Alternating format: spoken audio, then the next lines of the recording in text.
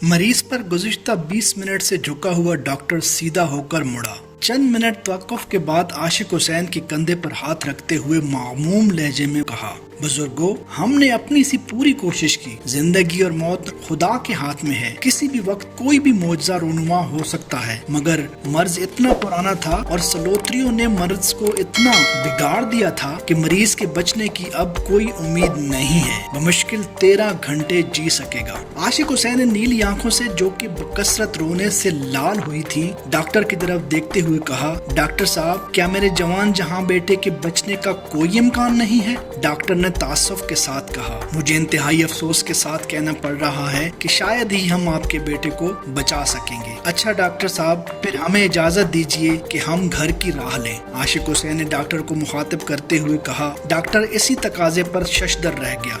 हैरत से कहा, बुजुर्गो, आपके बेटे पर जान की तारी है। वो जान देने के कर्ब में मुब्तला है। यहाँ हम इसे ऐसी अद्वियात ड्रिप में डाल कर दे रहे हैं जिससे मौत का अमल कम तकलीफ दे होता है, दर्द का एहसास कम होता है और रूह कदरे कम तकलीफ से निकल जाती है। और आप नीम मुर्दा बेटे को घर ले जाने की बात कर रहे हैं। आशिक हुसैन ने अफसुर्दगी से कहा, डॉक्टर साहब, आप मौत की तकलीफ की बात कर रहे हैं, लेकिन आप जिंदगी के दर्द से वाकिफ ही नहीं है। कभी तो गरीब रहकर जिंदा रहने का तजुर्बा कर लीजिए, कभी तो गरीब के साथ मर कर देख लीजिए। आपको क्या मालूम, गुर्बत की जिंदगी और गुर्बत की मौत किसी महशर से कम नहीं होती। हमें अस्पताल से जाने की इजाजत दे दीजिए। सरकार, हम पर मजीद बोझ ना डालिए।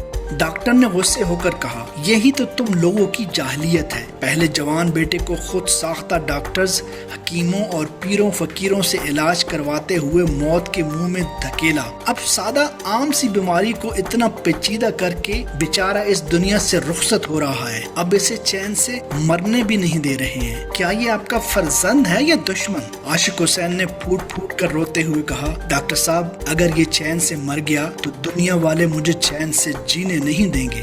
मेरे बेटे की दर्दनाक मौत में मेरी आबरूमंदाना जिंदगी छुपी हुई है। हमारे गांव तक बस का किराया 120 रुपए है और एम्बुलेंस वाले 6000 मांगते हैं। बस वाले मैयत की टिकट नहीं काटते और ना ही मुर्दे को सीट देते हैं। अलबत्ता रास्ते में अगर सवारी मर जाए तो लाश को उतारने का नहीं कहते। आपने 13 घंटे मजीद जिंदा रहने का कहा है और ये तजहीज़ और तकफीन के लिए मुनासिब वक्त है। एम्बुलेंस का किराया आखिरी रसूमात पर खर्च कर लूंगा और बस में इंशाल्लाह इसको मौत भी जल्दी आ जाएगी। जान कनी के अजाब का दौरानिया भी कम हो जाएगा। डॉक्टर ये सब कुछ सुनकर सुन हो गया, बिना कुछ कहे चल पड़ा। आशिक हुसैन बेटे को टिकटिकी बांधे उस वक्त तक देखता रहा जब तक आंखों में उमड़ते हुए आंसुओं ने उसका चेहरा ढांप ना लिया था। इतने में नर्स ने आकर आशिक हुसैन को डिस्चार्ज स्लिप थमाते हुए कहा, बाबा जी, आप मरीज को लेकर जा सकते हैं। आशिक हुसैन बोझल दिल और शिकस्त खुर्दा कदमों के साथ गाँव की तरफ चल पड़ा। बस में दौरान सफर अब भी वो गाँव से कोसों दूर था। वो तजहीद और तकफीन के पूरे इंतजामात को जहन में तरतीब दे चुका था। आज जुम्मतुल मुबारक का दिन था। सुबह के 10 बज रहे थे। उसे उम्मीद थी कि गांव पहुंचते पहुंचते उसके बेटे ने जान दे चुकी होगी। गांव वाले आनन फानन कब्र खोद कर तैयार कर लेंगे। कफन, अर्क गुलाब, सखात का साबन,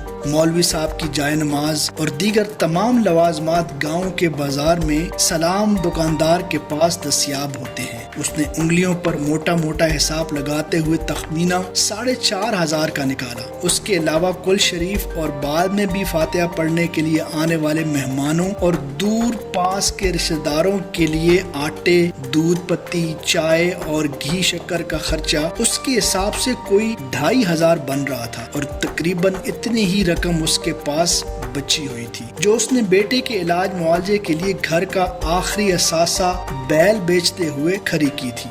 इंसानों से जानवर अच्छे होते हैं, जरूरत के वक्त काम तो आ जाते हैं। उसने लंबी सांस लेते हुए सोचा, वरना इंसान तो मुश्किल में मुंह मोड़ लेते हैं और खामखा के लिए अशरफुल मखलूकात बने फिरते हैं, वरना कहाँ जानवर और कहाँ इंसान। جوں جوں گاؤں قریب آتا جا رہا تھا تو اس کی پریشانی بڑھتی جا رہی تھی۔ اس نے جنازے کا وقت ظہر کی نماز ادا ہوتے ہی طے کیا تھا اور مغرب تک ساری رسومات ادا ہو چکی ہوں گی۔ مغرب پڑھنے کے بعد مسجد میں گاؤں والوں اور مہمانوں کو جو کھانا اس نے دینا تھا اس کا انتظام اس سے نہیں ہو پا رہا تھا۔ کسی سے ادھار لینا تو ناک کٹنے والی بات تھی، چلو بھر پانی میں ڈوب مرنے کا مقام تھا، شرم کی بات تھی۔ زندگی بھر گاؤں والے تانا دیتے کہ بیٹے کو ادھارے کا کفن پہنایا تھا، مسکینوں کی طرح زمین میں گاڑا تھا، بغیر رسومات ادا کیے دفنانا تھوڑی ہوتا ہے، گاڑنا ہی تو ہوتا ہے۔ اس نے شکر ادا کیا کہ اس نے مردہ بیٹے کو گاؤں لانے کی بجائے جاں بلب بیٹے کو لانے کا فیصلہ کیا، ورنہ گاؤں میں شلوار بھی اترتی اور بیٹے کی بخشش بھی نہ ہوتی۔ گلابو کمہار کے ساتھ بھی تو یہی ہوا تھا۔ بیوی کی موت پر جنازے کے بعد نہ مولویوں میں سوغات بانٹ سکا اور نہ ہی امام مسجد کو جائے نماز خرید کر دے سکا اور نہ ہی تدفین کے بعد لوگوں کو کھانا کھلا سکا۔ مولوی صاحب تو صاف بات کرنے کے عادی تھے، انہوں نے تو برملا کہا تھا کہ گلابو کمہار کی بیوی کی بخشش نہیں ہوگی، اور اگر پھر بھی کوئی نیکی کام آ گئی اور بخشش ہو بھی گئی تو عذاب قبر تو تا قیامت پکا ہے۔ بیچارہ گلابو کمہار، بیوی بھی جہنمی اور وہ بھی آج تک کسی سے آنکھ ملانے کے قابل نہیں ہے۔ عاشق حسین کو جھرجھری سی آ گئی اور ایک مرتبہ پھر اپنے آپ کو داد دی کہ بیٹے کو جان کنی کی حالت میں اسپتال سے نکالا، ورنہ اگر یہی پیسے ایمبولینس پر خرچ ہو جاتے تو اس کا انجام بھی گلابو کمہار جیسا ہوتا اور بیٹا بھی عذاب قبر سہتا۔ اچانک عاشق حسین کو زبردست جھٹکا لگا۔ ڈرائیور نے اتنے زور سے بریک دبائی تھی کہ سڑک پر ٹائروں کے نشان پڑ گئے تھے اور پہیوں کی گھسیٹنے کی آواز بھی دور تک سنائی دی گئی تھی، مگر ڈرائیور پھر بھی ان تینوں کتوں کو نہیں بچا سکا تھا۔ بریک لگنے کی شدت سے سواریاں ایک دوسرے پر لڑک گئی تھیں۔ بس میں ایک دم سے افراتفری مچ گئی۔ سواریوں کے شور و غل نے آسمان سر پر اٹھا لیا۔ 3 کتے، ایک کتیا اور عاشق حسین کا بیٹا ایک ساتھ مر گئے۔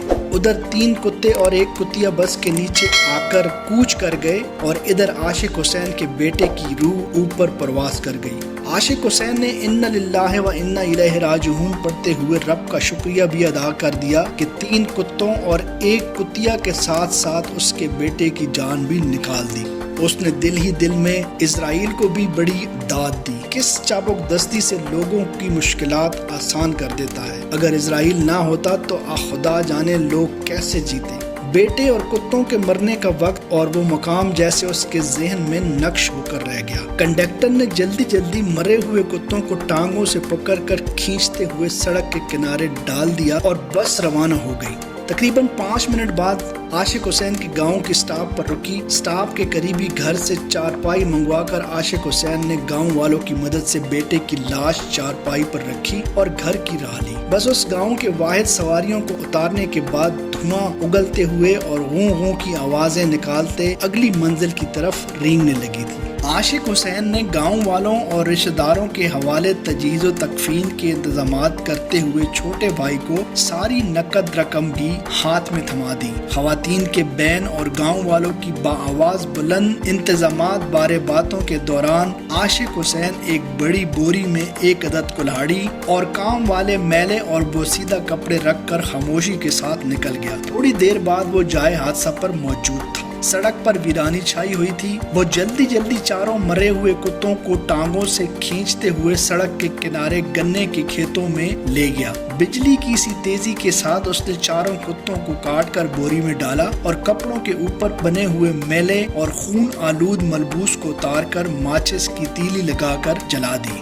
گھر داخل ہو کر اس نے بڑی بیٹی کو گوشت حوالے کر کے کھانا تیار کرنے کے بارے میں اچھی طرح سے سمجھا دیا اور باہر نکل کر فاتحہ کے لیے آنے والوں میں گھل مل گیا۔ تدفین بھی شان سے ہوئی۔ 4 پیٹی صابن بانٹا گیا اور آئے ہوئے تمام مولویوں میں جائے نماز، سفید ٹوپیاں اور تسبیح بھی تقسیم کی گئی۔ مغرب کے بعد سارے گاؤں کو مسجد ہی میں چھوٹا گوشت کھلایا گیا۔ گرم گرم تندوری روٹیوں کے ساتھ سب نے پیٹ بھر کر کھایا۔ خوب واہ واہ ہوئی، سب نے لذت کی تعریف کی۔ عاشق حسین مطمئن تھا کہ انشاءاللہ میت کا ایسا کھانا گاؤں میں کسی کے باپ نے بھی کسی کو نہیں دیا ہوگا اور نہ ہی آئندہ 100 سالوں میں کھلا سکے گا۔ عاشق حسین نے ایک بھرا ہوا پتیلا مولوی صاحب کے گھر بھی بھجوایا۔ خوب دعائیں ہوئیں۔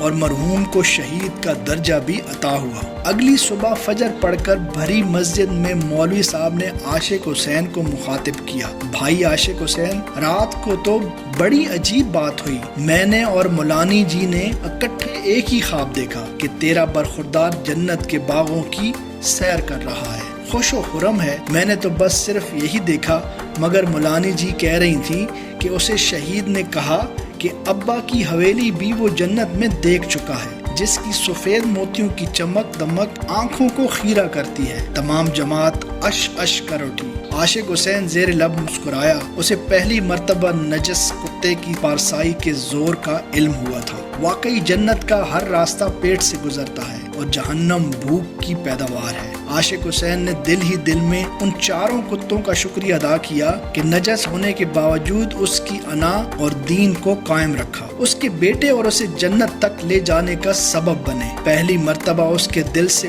کتوں کے لیے دعا نکلی، اگر ان کتوں نے آج اس کی پردہ پوشی نہ کی ہوتی تو انسان تو اسے برہنہ کر چکے ہوتے۔